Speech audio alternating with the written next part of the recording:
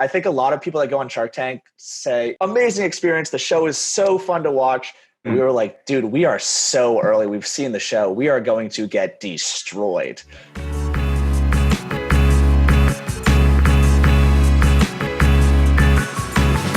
This week, we are so excited to have Manny Lubin on our show. He's the co-founder of Slate Milk. If you don't know what Slate Milk is about, it's about those of us who love chocolate milk, just have a nostalgia for it, just enjoy the taste, but can't or won't deal with sugar or lactose. Slate Milk is a milk alternative. They've been all over the news, CNN, ABC, Yahoo, really crazy fun start to their company. Also just creative video content all over social media. Manny's like an enthusiastic, funny guy who combines with intelligence and being well-spoken. It's a really interesting combination. It's an absolute pleasure having him on our pod. I hope you talk about me the way you talk about Manny. I'm envious of Manny. I agree. And also, I would like to nominate Manny Lubin in one of the all-time name awards. I just think it rolls off the tongue. Like Enrico, we have to mention him every podcast. I think that Manny Lubin was just a good name guy. But here are a couple takeaways from this. You can't start without talking about Shark Tank. I mean, on Shark Tank, really cool experience. An interesting one, particularly when you're starting a brand new company, the trials and tribulations about that. Also, Kickstarter, great explanation about Kickstarter, how he originally said no and didn't want the idea, but went forward with it. And the last thing that I really leaned forward to, and I listened to it the second time, was about how he attacked problems they could solve and their deep dive into those, and then didn't worry about those they couldn't solve. It's very interesting back and forth. But he's a young guy. For him to know that now is a great sign. But agreed on two things. One being the name. And two, I would give you a glowing intro if I ever have to. Yeah, I look forward to that one day. Well, welcome Manny Lubin to the pod of Slate Milk. This is a great one.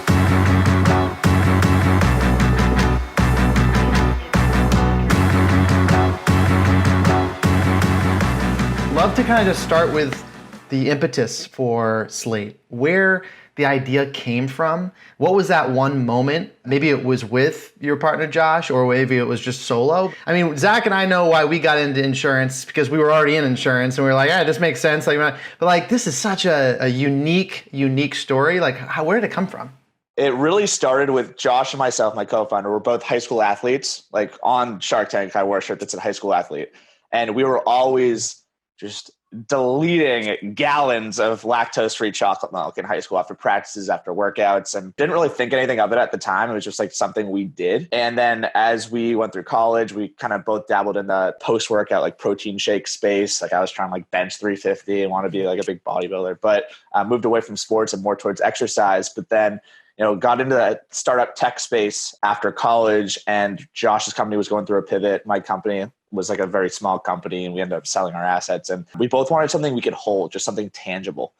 And just the timing was right. And one day I literally just sent Josh a deck of this idea for a better for you chocolate milk company. Cause it's just an idea I've always had. Like it's always kind of been there. It's like, all right, chocolate milk tastes really good, but it's high in sugar and it's meant for kids. And like, why is that? Right? Like you see all these better for you brands out there, all these minimalistic, like RX bar, Soylent style brands that just catch the millennial's eye.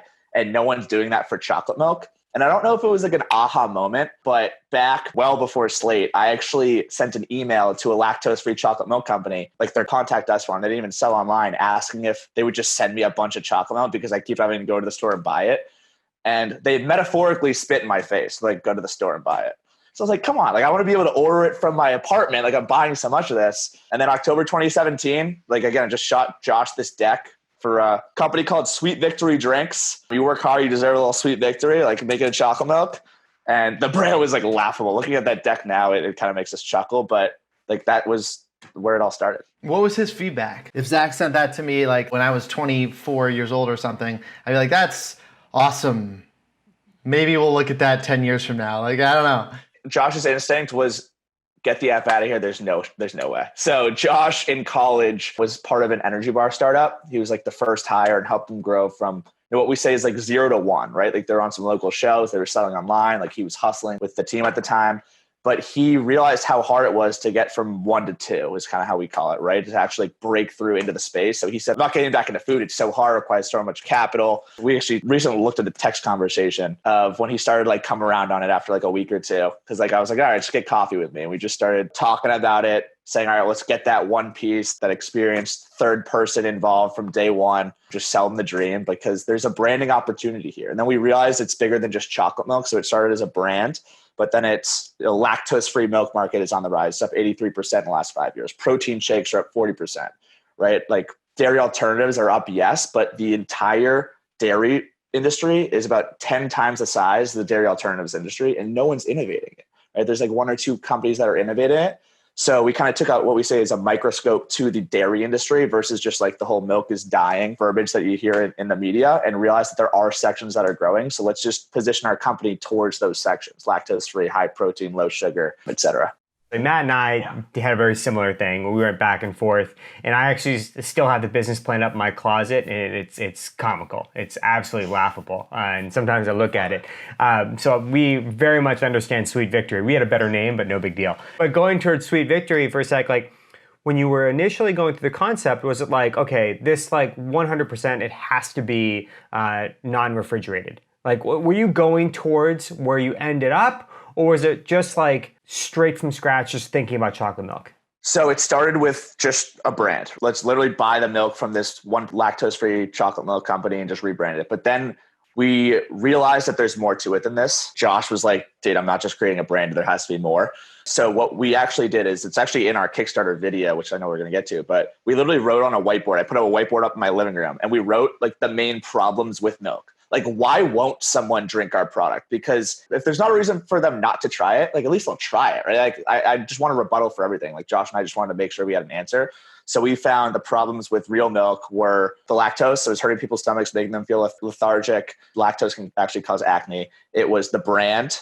It's meant for kids. It was the fact that you can't buy it online. Like I experienced that problem myself. If Billy in North Dakota wants a case of what's now Slate, we got to be able to get it in his hands. Like everyone has to be able to try it. It's too high in sugar. Yep. So, and it's not quite enough protein. And so we found this ultrafiltration process where we're literally filtering out the natural lactose sugars from the milk and slightly condensing it. So actually a can of Slate just has more milk, because milk's actually naturally about 90% water and has 12 grams of sugar per 8 ounces. So our milk is in the 80s when it comes to actual water content. So it just has more protein naturally. So we're not powdering it or anything. And we actually have about 50% less sugar than white skim milk because we're filtering out that lactose sugar. So we just started writing these problems and crossing them out, finding the solutions.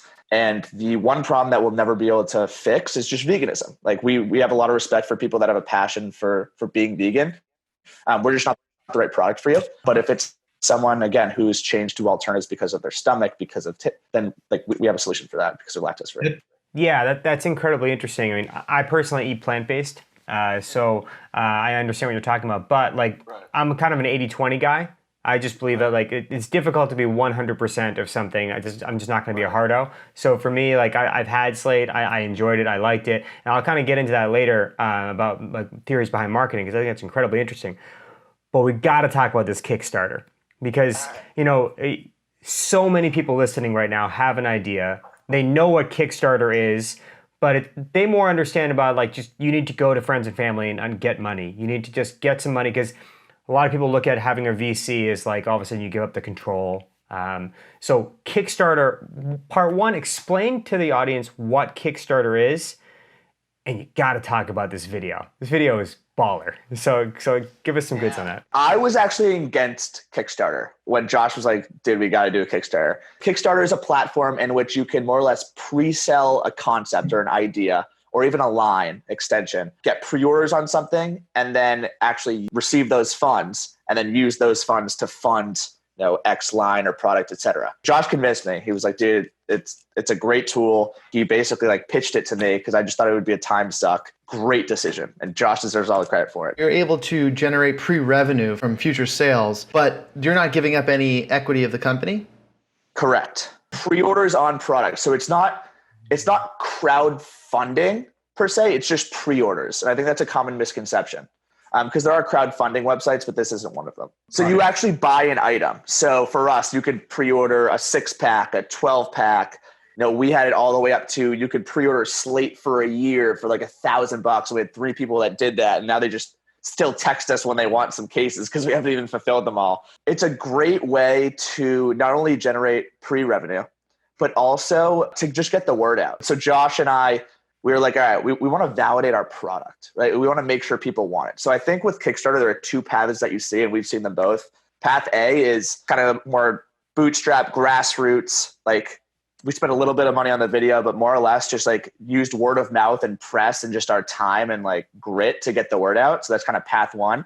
Path 2 is there are a lot of companies that just put thousands and thousands of marketing dollars behind it just to prove the story out and have the successful Kickstarter campaign, because there's a Kickstarter campaign that's done whatever 100K in pre-rev, then like everyone wants to hop on that because they get like the FOMO feeling going. And we just discussed for a while, because at that point we had raised a little bit of capital from angel investors just to get us off the ground before Kickstarter, but decided, look, we want to make sure the market wants this. We did a Kickstarter video, wanted to make it funny, wanted to build the brand. At that point we were Slate. It was more or less our announcement to the world of who we are and that we exist. And funny story is we didn't even have a locked in way to produce the product at the time. So like sometimes you just got to go with your gut, and now you're going to find a way to get it done, because could have waited, but we knew we were going to find a way to get it done. Did we know it was 100% going to be in cans, even though that's what we pitched? I don't know. We were probably like 75 to 80% certain that we could get it in cans. And like, I think a lot of people, when they go to a Kickstarter campaign, there is some risk involved, and your backers know that. But for us, we want to make sure we're being 100% honest with people, because at the time we were fairly certain it was going to be in cans. So it's like a minor detail you weren't totally sure of, but you knew the actual product of was there. Correct. Yes. Correct. Okay. It has to be. It has to be. You can't just like go on Kickstarter, launch a campaign, and then be like, oh, sorry, we're not doing it. Like, that's not something you can do. You still major risk. I think with that, it was just, whether it's going to be in a Tetra Pak or like a plastic bottle or a can, we really wanted the can. It's part of the clean slate, right? We want to give chocolate milk a clean slate, the drinking moment of cracking open a chocolate milk. People say that there's one canned chocolate drink on the market that's in a can. That's not even real chocolate milk, but we're the first chocolate milk in a can as far as we're concerned. We had to build a brand with this video. Like, this was everyone's first impression of us. Like, we wanted to pull out some sort of emotion, whether that was like a connection to the drink, or whether that was like a laugh or just something that people would remember. I mean, just wrote a script and just, I was just yelling at chocolate milk. Like, I literally poured out a glass of chocolate milk and yelled out my frustration at the chocolate milk is how we created the video. And then we got some awesome content partners, and Josh would really push me. Like, there's some videos of Josh like really like pumping me up. It was a great experience, and obviously it was very successful. So we did about 52K in pre-sales from 1,200 backers in 45 days. And we were in the Globe, we were in Boston.com, we were in a handful of media outlets, and just, got picked up by some smaller dairy outlets, and just word of mouth. It was just something different. It's new chocolate milk. People wanted to support us. Kickstarter also has an unbelievable community of people. So we actually threw a Kickstarter party, like when we launched at the Bell and Hand in Boston. We did about $5,000 just that night. We actually set up tables and had people like waiter, waitress style taking orders, and like had menus to like take all the work out for the buyers. So pretty much everyone that came would just say, hey, I'll take a 12-pack of espresso. And then we had people actually putting in their credit card info for them. It was a great experience. And I recommend Kickstarter to everyone. And again, just to clarify, you got to be able to get it done. I want to make sure I'm very, very clear on that. You have to be able to get it done. But look, consumers on Kickstarter know. You say 11 ounces, it might be 8. Like you say 150 calories, it might be 215. Like,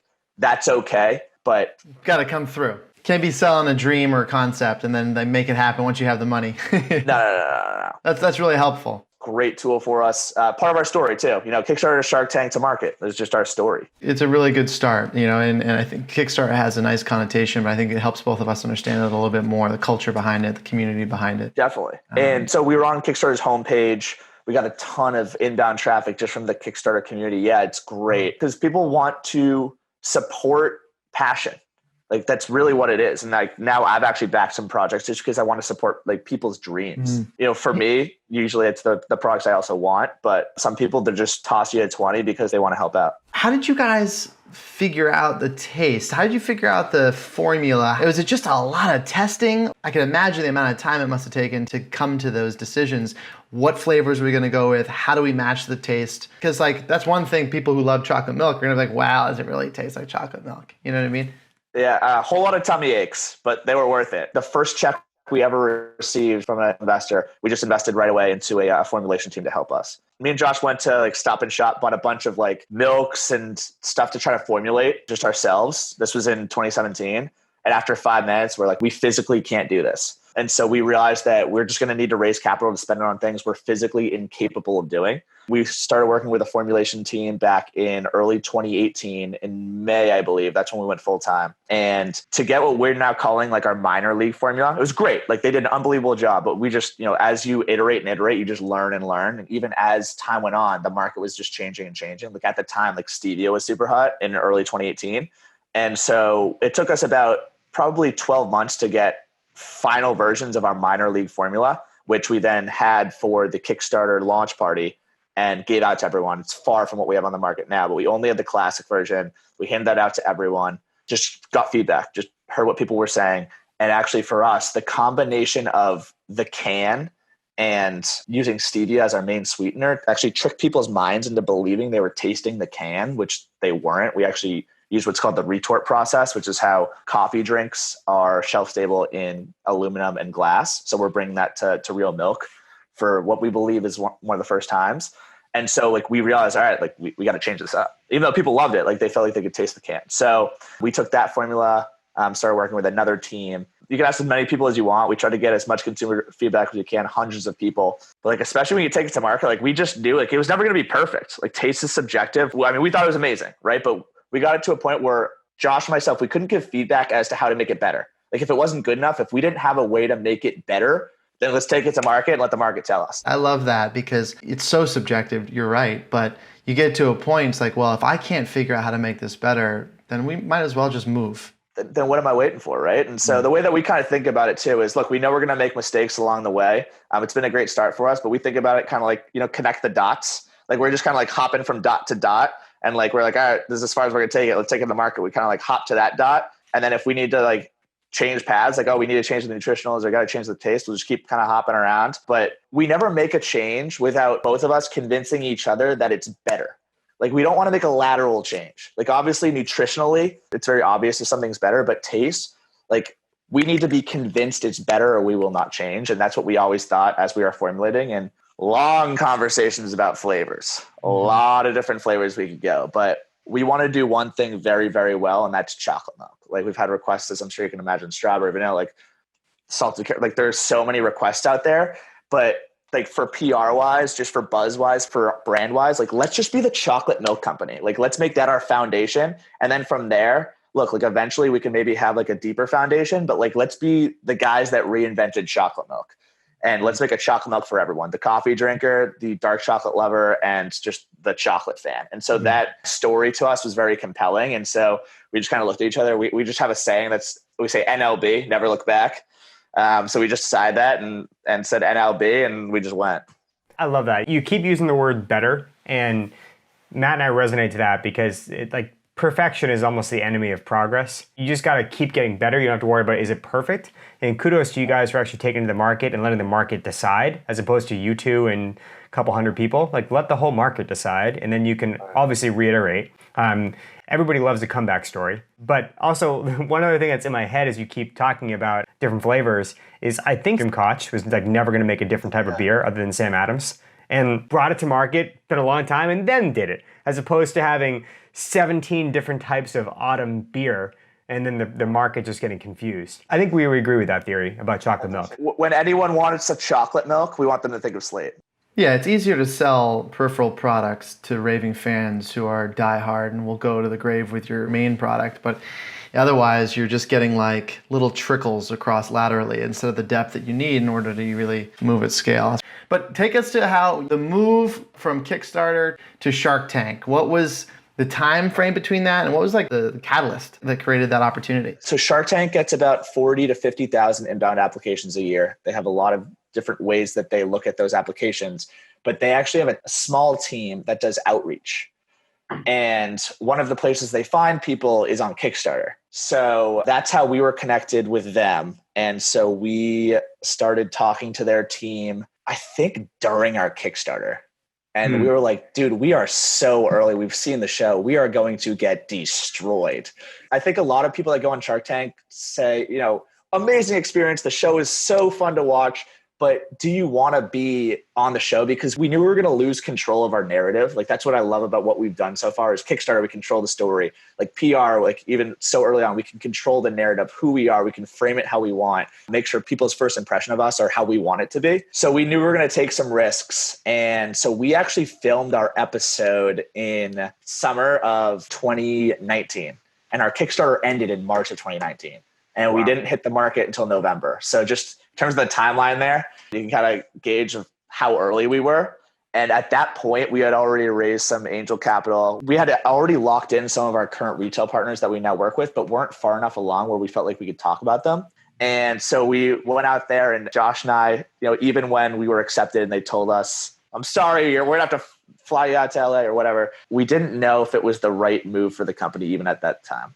I have no regrets. It's been great for the brand, and we can kind of talk about some of that. But we wanted to make sure we weren't doing this based on a personal decision. It was what's best for the business. And so for a couple hours, we just kind of sat down and said, is this what's best for the business? Like, we have to make every move about what's best for the business. It can't be like a bucket list thing or anything. But we decided, look, we go out there, we tell our story, we answer their questions, we've prepared as much as we could, and we know that they're not going to like our valuation. We know that the product that they're going to try isn't final because, again, the product that they tried isn't what's currently on the market.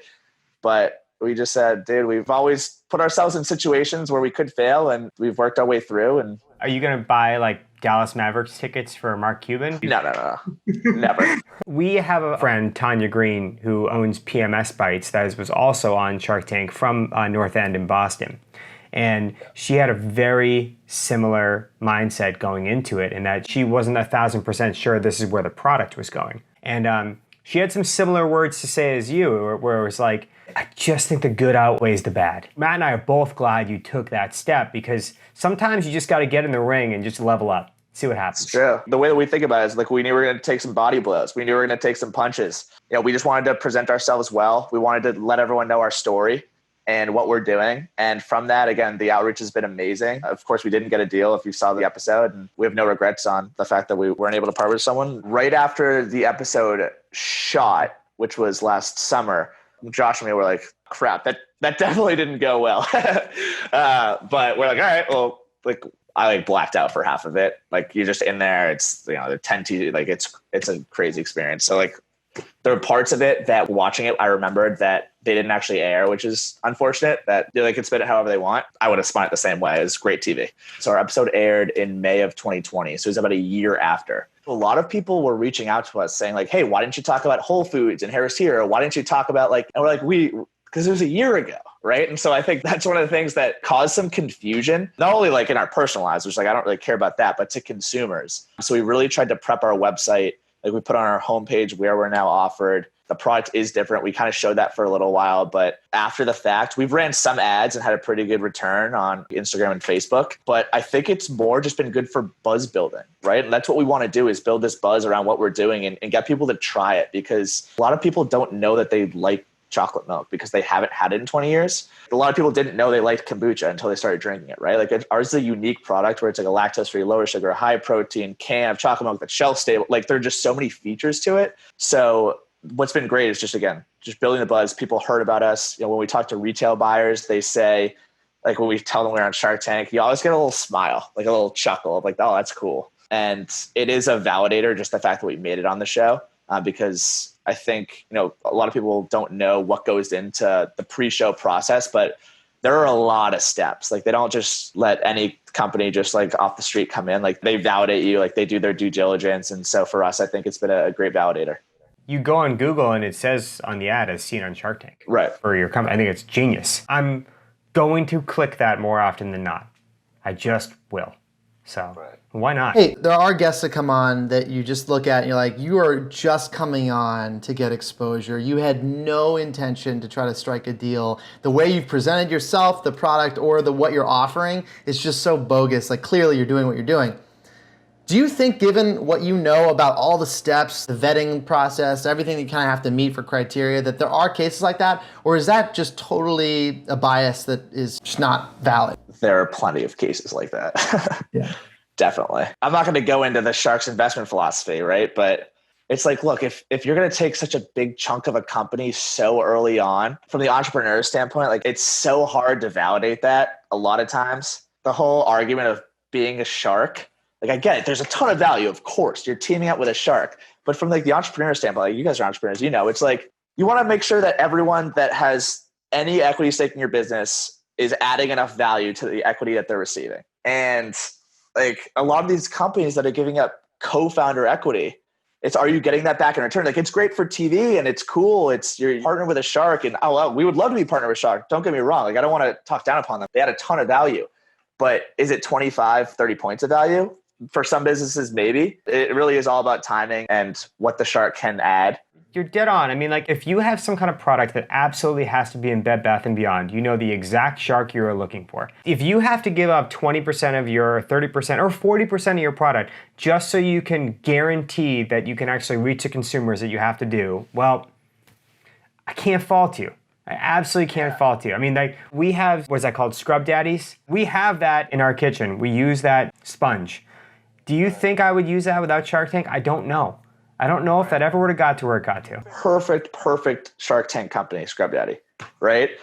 But again, like if a company was to give up like 25 points and then in the future needed like another 5 million to like just fuel growth, think about the value you'd have to be raising at just to make sure you're maintaining half of the company. To that point, you said you had some angel investors. How did you find them and what was the relationship you had with them beforehand? Before Slate, I right out of college started a brand ambassador platform where I had learned a lot about startups. It was just me, my older brother, and 7 engineers in India. It was an awesome experience. Again, we grew it to about like 30,000 college students and 500 brands, but never really properly monetized it. And so we sold off our assets to a college marketing agency. But during that time, I had kind of made the VC and angel tech rounds.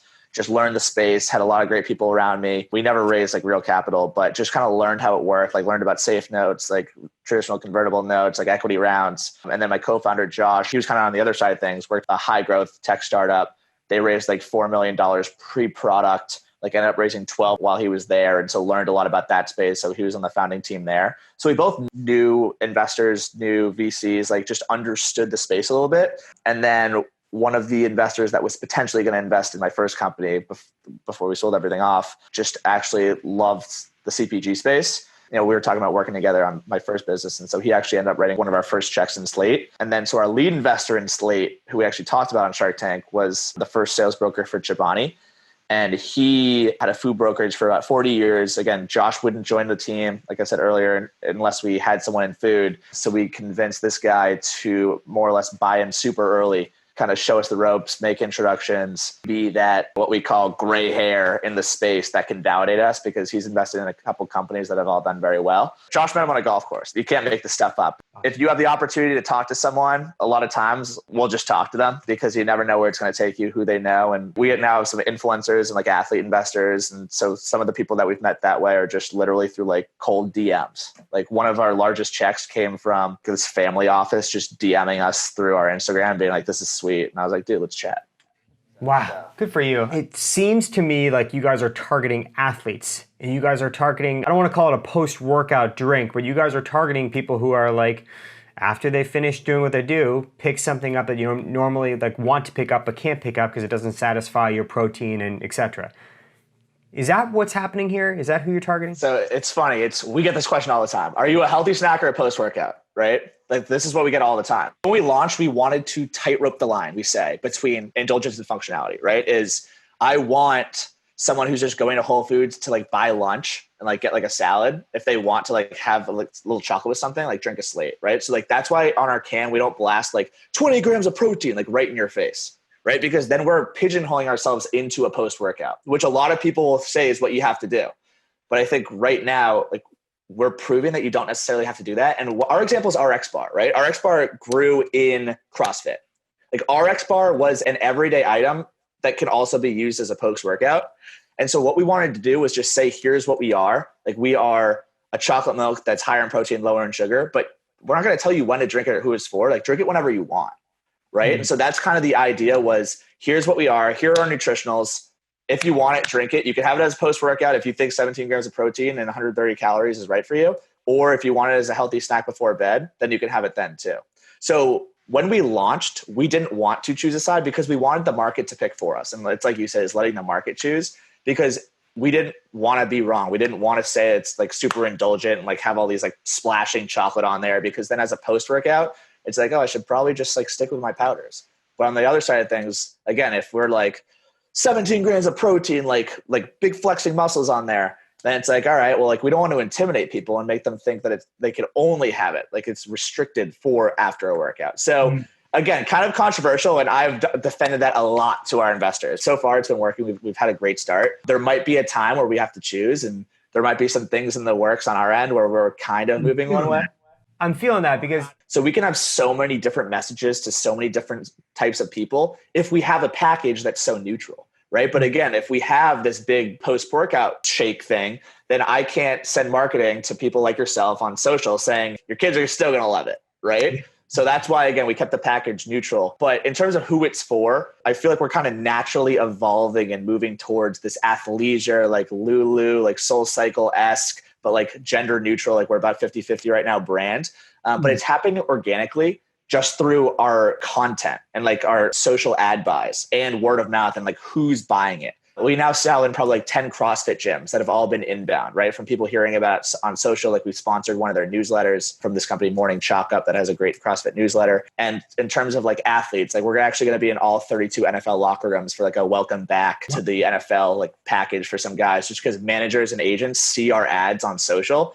And the amount of messages I've gotten, like, hey, Manny, like XX, like loves chocolate milk, like would love to get him some. And I'm like, yeah, give me his address. Like I'll send him some chocolate milk, you know? So like, that's kind of how we're building the brand, is just getting the products into people's hands who affiliate with our brand. Like we want to associate ourselves with them. And that's why I think the brand is kind of evolving without us even changing the packaging, is evolving into this athleisure style brand. Interesting explanation. Because I think to your point, RX Bar, they didn't come out building a package that was specifically for, CrossFitters, but they were in that community. The community said, we love it, we want more of it, and then strengthened the foundation. And then they were able to move laterally into any market. And frankly, I think it appeals to the young kids as an alternative for the parents to purchase, but that's a massive market. So like to be able to break in deep into that market, you got to spend a lot of money and push hard. So it's interesting that you're taking that approach. I know personally, like when I saw the packages or the options, the espresso option is very appealing. So I like to work out a lot. I'm big in fitness space, and I don't really look at this as like necessarily personally as a post-workout drink, but it's certainly the alternative if I want coffee, something cold and high in protein that's healthy. Man, you've hit a lot of things. And for lunchtime, even if it's 6 hours before or after my workout, that's going to be what I choose. Right. Yeah, I think that's kind of the idea too, is keeping the protein up for the exercisers, the athletes. It's super interesting. I mean, you got a believer in me. I think like I'm going to buy some for my daughter just to check it out because I know she'll be interested. And it's an interesting idea for Matt too. Like we were talking about like combining coffee and chocolate, and something that I love how you guys are talking about where it's sourced and how you're doing it. I think that's an incredibly hot item. So for you guys to be this far ahead of the game early in your company, making really, really big decisions on it, I mean, cheers to you both. You guys really have thought through, and it seems like gone to your core values of that. Something that's just attractive in your own marketing is you guys like aren't like these two out of shape guys just like, smoking cigarette butts and like drinking chocolate milk. There's something about that. You guys are both like in shape, younger guys. I mean, have you guys seen that the market's resonating with you too, or is Slate growing independent of you two? There's Slate and there's us as founders. And obviously we are running the company, but like we think of Slate as its own entity, like a big boulder, right? And like we're at the forefront, like pushing up the hill. But, we have some content that we're in. We have, a lot of it's mostly just like funny, just like let people know who we are. But I think milk has lost people's trust. Dairy has lost people's trust. That's why we work at 30 family-owned farms, right? It's almost like a lot of people, because of how well the dairy alternative market has marketed. They've done an unbelievable job of creating an enemy, and it's real milk. They've lost people's trust, and people don't feel like they have permission to drink it. I'm not supposed to drink milk, like for whatever reason. Like I should be drinking almond, oat, like whatever. And I don't have permission to drink a chocolate milk. Like I'm 28 years old. Like I'm not supposed to be drinking this. They didn't air it in the episode. This is the one line I wish they aired. But like when Lori or someone was like, who are you guys? Like basically like, what makes you qualified? And I was like, honestly, we're just a couple of dudes from the burbs of Boston. Like we didn't grow up on dairy farms. We don't have like family that's like created companies, like links to like flavor produce. Like we're just everyday dudes that love chocolate milk. And it's so funny because I've always liked it and like was kind of that guy, like drank a ton of chocolate milk. But like you never realize something's a passion until you do it every day. And now it's like we really have the opportunity to reposition how someone think about a beverage or like a drink. And I think that to us is not only the fact that we're making it better for you, allowing adults to drink it every day and it kind of puts a smile on your face, it's good for you. But that to us, to me and Josh, is like something really cool that like keeps us driven. Is like in 5 years, when people hear chocolate milk, they can think about it differently potentially because of us. And that's really cool. That's a huge why. Yeah, definitely. It's part of the driver. And it's very easily understood. You know, like I think when you say it, we're both nodding our heads, but you know, I can't tell you how many times I've been on the aisle and just been like, I miss chocolate milk, but there's no way I'm purchasing that, right? And so you tapped into something that's like nostalgic and responsible, and the timing is couldn't be better with the alternatives being pushed so hard. So it's a huge kudos to you guys. It's really really awesome. I've got a couple introductions personally that I'm going to make for you. I appreciate that. That I know will help in the CrossFit community. So I'm pumped to make those connections. Huge supporters of you. I mean, I know I'll be purchasing it soon because I actually did not give it to my daughter last time. Probably been my own ignorance, but that's actually probably just good feedback to give to you because I just wasn't sure. And I'm not saying that should be your whole marketing pitch, but there should be some news that it's safe for kids. Just for your own insight, when I realized it was safe for kids was when you made that video at the end of 2019 where you did like a 3-part video and there were 2 kids cheersing like we love Slate. I was like, oh my God, why didn't I give this to Emma? I was like, it didn't even dawn on me to do that. My wife and I had it and we both liked it. So it's awesome to hear. Again, because we are non-exclusive, right? Like we're not meant for any one person. I think we don't do a good enough job of hitting the parents market or the kids market. I think that's something we need to improve on. Maybe not. Yeah. It's picking our channels and going deep on them. RX didn't go lateral until they were purchased for $500 million. Or whatever the deal was. You know what I mean? They went lateral when they had resources to blow and go lateral and get in every single convenience store in the world. Well, you said something earlier that I just want to highlight before we wrap up. You said people want to support passion, and man, we feel it. I mean, it's really clear to us spending an hour with you. You are really passionate about something that I did not consider someone to be passionate about. When Matt and I look at founders and leaders that we support, it's like, I cannot believe they are that into the slinky. Like, why would they care about a slinky this much? But they just do. You know, they just do. And you are that passionate about chocolate milk. You got 2 believers right here. And kudos to you too. Appreciate that. Yeah. We always say we're a product of the people around us. Like we have unbelievable investors, advisors, mentors, like family support. It's like, we're the ones doing the work, like with our team. We have like a 5.5 person team, 1 part-timer and like service providers that, you know, all believe in us and believe in the vision, but it's everyone around us. And even like the customers, like thank you notes, like every note, like every comment on social, like we always listen and like that fuels the fire. I think it's just feeling as though it's bigger than me and Josh, like it's bigger than Slate. We really believe we can change something that's existed for a while and just change it for the better.